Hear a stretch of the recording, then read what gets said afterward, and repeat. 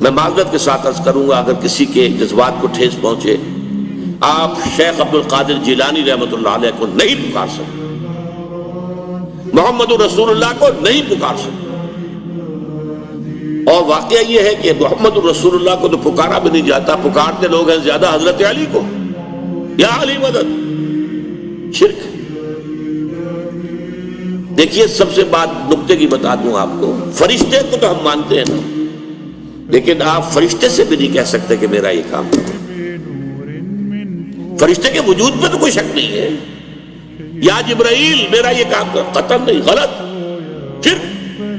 لا تدعو مع اللہ احدا، اللہ کے سوا پکارنا کسی کو نہیں، دعا کسی سے نہیں ہے، استغاثہ کسی کا نہیں ہے، استعانت کسی سے نہیں ہے، استمداد کسی سے نہیں ہے، استنصار کسی سے نہیں ہے سوائے اللہ۔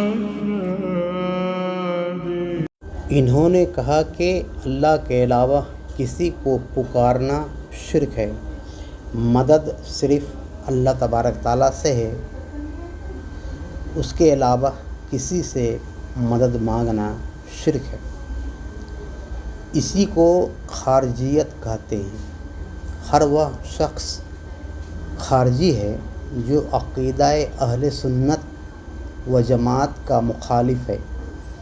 اہل سنت و جماعت کا عقیدہ ہے کہ نبی اور ولی سے صاحب معجزہ یا صاحب کرامت سمجھ کر استغاثہ کرنا جائز ہے۔